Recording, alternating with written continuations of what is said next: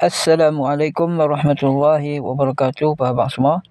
Video kali ini aku nak respon pasal kenyataan pilot atau kita panggil Mr. P. Baru-baru ini jadi isu pasal video Ustaz Don berkenaan dia menceritakan sirah tentang peperangan Badar. Ustaz Don ada cerita bahawa Nabi telah khabarkan kepada sahabat-sahabatnya tempat terbunuhnya kafir-kafir musyrik dalam perang Badar. Jadi budak-budak Wahabi terus mengecam, mengutuk, memaki Ustaz Don dan mengatakan Ustaz Don penglipu lara. Padahal apa yang Ustaz Don cerita tu ada dalam hadis sahih Muslim. Biasalah budak-budak Wahabi ni 99% jenis tak mengaji dan malas mengkaji. Yang mereka tahu bantah sahaja. Kecuali perkataan yang keluar daripada mulut Mazhar dan Aurora, yang tu mereka wajib percaya tanpa usul periksa. Bila mereka tahu cerita Ustaz Don tu sahih, timbullah Mr. P untuk mencari salah Ustaz Don. Tak ada isu sebenarnya, tapi kena cari salah Ustaz Don juga untuk menutup kemaluan mereka. Sebelum aku react, kita tengok video dia dulu. Baik, kita sudah pun menontonnya. Maka sekarang ulasan saya ya. Jadi apabila saya kata ada yang tak kena tu adalah dari 3 sudut ataupun 3 aspek ya. Sudut yang pertama ialah lafaz hadis. Kalau kita baca dalam Sahih Muslim, lafaz hadis tersebut Rasulullah sallallahu alaihi wasallam bersabda, inilah tempat. Okey, inilah tempat si fulan akan mati esok insya-Allah. Baginda tidak sebut namanya. Sementara Don Daniel pula menyebut nama secara spesifik. Yang ini Abu Jahal, Utbah, Syaibah dan juga Al-Walid. Maka timbul persoalan, mana mari nama-nama tersebut? Okey, mungkin nama-nama itu adalah berdasarkan perbandingan dengan hadis-hadis lain dalam bab ini. Okey, kalau ia berdasarkan hadis-hadis yang lain, maka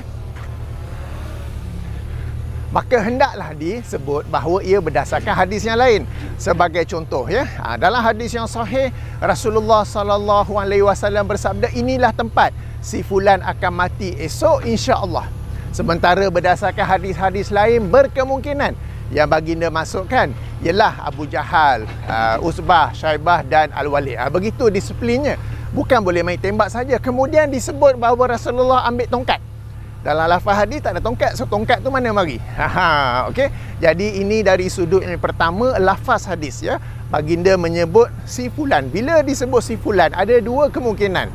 Kemungkinan pertama, Rasulullah sallallahu alaihi wasallam mendapat wahyu tentang akan gugurnya beberapa orang ketika perang Badar esoknya, tanpa baginda dapat lihat secara spesifik siapakah orang itu.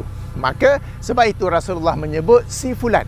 Jika kes pertama, Rasulullah sendiri pun tak tahu, siapalah pula kita ni tiba-tiba boleh kata tahu yang itu adalah si fulan ya. Okey, ini kemungkinan pertama. Kemungkinan kedua, Rasulullah dah sebut nama tetapi perawi hadis yang terlupa. Lalu kerana itulah si fulan. Maka kalau kita nak jelaskan si fulan itu berdasarkan riwayat lain, boleh. Tapi hendaklah kita kata bahawa berdasarkan analisa saya, berdasarkan kajian saya, kemungkinan yang dimasukkan dengan si fulan itu ialah Abu Jahal, Utbah, Syaibah, Al-Walid. Itu sebagai contoh ya.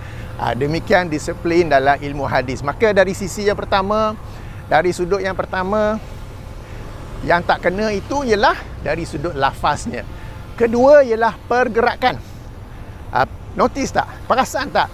Don Daniel bergerak. Di sinilah akan matinya Abu Jahal. Di sinilah akan matinya Utbah. Di sinilah Syaibah. Di sinilah Al-Walid. Apabila Don Daniel bergerak, beliau sedang melakonkan semula pergerakan Rasulullah sallallahu alaihi wasallam. Sekarang ni, dari mana anda dapat tahu bahawa Rasulullah melakukan pergerakan seperti itu? Sebab dalam hadis tidak ada.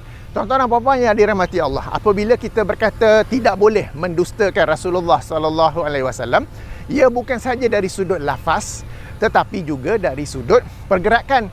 Kita tak boleh menyandarkan sesuatu pergerakan, kita tidak boleh melakonkan satu pergerakan lalu berkata Rasulullah bergerak seperti ini, melainkan ada petunjuk yang jelas, ada dalil yang jelas daripada hadis. Kalau tak ada, tak boleh. Okay, dari situ tu kita lihat Don Daniel melakukan pergerakan seolah-olah Rasulullah yang melakukan pergerakan tersebut. Padahal di sana tidak ada dalil setahu saya bahawa Rasulullah melakukan pergerakan seperti itu. Ini dari sudut yang kedua. Dari sudut atau sisi yang ketiga ialah lokasi.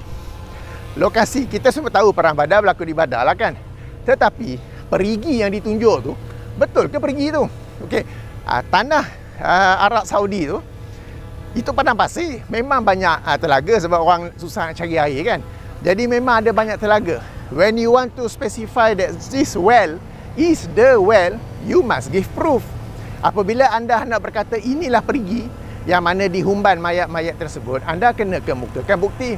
Tak boleh main tunjuk saja ataupun berdasarkan cerita-cerita orang kampung ke, orang tempatan ke kan.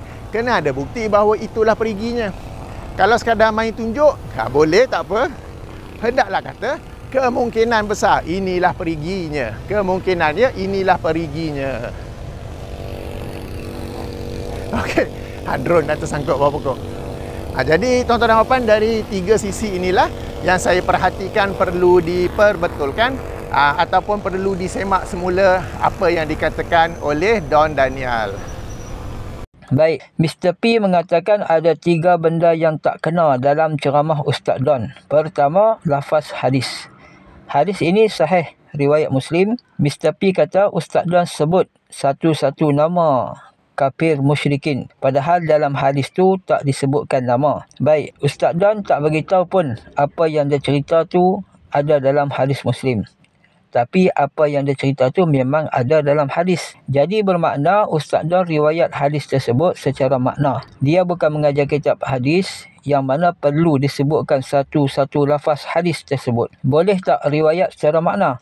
Maka jumhur ulama pakar hadis salaf ataupun khalaf, bukan Mr. P yang acah-acah pakar hadis tu. Mereka mengatakan tidak ada masalah kalau nak riwayat hadis secara makna.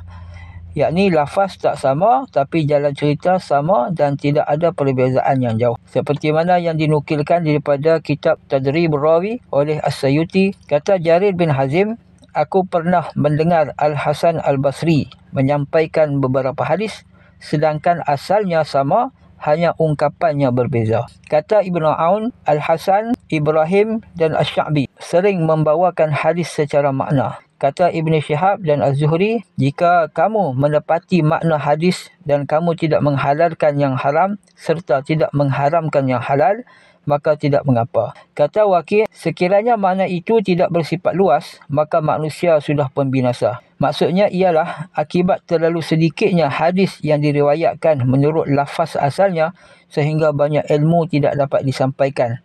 Boleh lihat dalam kitab Tadribur Rawi. Sebab itu ada beberapa perbezaan lafaz di antara riwayat Ahmad, Bukhari dan Muslim tanpa dapat dipastikan mana satukah lafaz Nabi SAW yang asal, tetapi mengandungi makna yang sama. Adapun nama-nama yang disebutkan oleh Ustaz Don tu terdapat di dalam hadis yang lain, riwayat Muslim juga. Mr. P kata ini satu kesalahan kerana Ustaz Don tak jelaskan hadis ini datang dari mana. Wajibkah kena bagi tahu? Sedangkan Ustaz Don bukan sedang mengajar kitab hadis, dia sedang menceritakan tentang sirah. Tak perlu pun Ustaz Don kena bagi tahu nama-nama ni saya ambil daripada hadis yang lain. Mr. P kata ini melanggar disiplin hadis. Disiplin hadis yang mana? Versi rekaan Mr. P ataupun versi ahli hadis. Kadang-kadang Mr. P ni dia menambah-nambah, dia ikut kepala otak dia. Yang kedua, Mr. P kata Ustaz Don buat gaya atau lakonkan Nabi bergerak-gerak ketika menunjukkan tempat-tempat yang akan terbunuhnya kafir musyrik tu. Mr. P kata ini tak boleh sebab dalam hadis tersebut pun Nabi bergerak. Inilah yang orang panggil betui-bendui. Sekali lagi kita kata Ustaz Don riwayat secara makna. Walaupun dalam hadis perawi tak sebut gerak-geri Nabi, tapi logiknya tentulah Nabi bergerak bila nak tunjukkan satu-satu tempat terbunuhnya kafir-kafir musyrik tu. Gerak yang Ustaz Don gayakan tu untuk pendengar lebih menghayati kisah tersebut.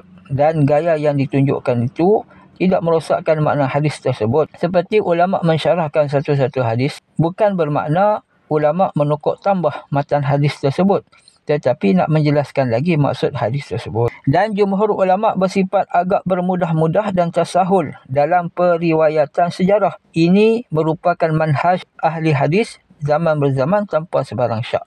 Jadi Mr. P janganlah terlalu over sangat, seolah-olah pakcik beranak dalam kuliah hadis. Ketiganya, Mr. P kata Ustaz Don kena datangkan dalil, betul ke telaga tu telaga yang Nabi masukkan Abu Jahal dalam tu. Mungkin Mr. P nak dalil hadis sahih kot. Ni pun orang panggil betul bendui.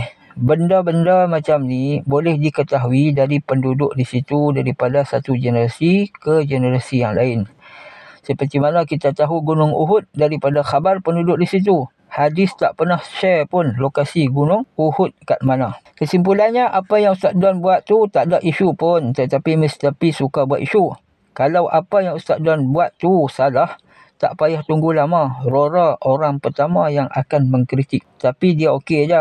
Sebab dia memang belajar bidang hadis. Mr. P tin kosong. Sebab tu dia kuat bising. Di akhir video, Mr. P ada bagi nasihat kepada pengikut dia yang fanatik. Yang tu aku tak payah respon lah. Sekadar itu saja. Assalamualaikum warahmatullahi wabarakatuh.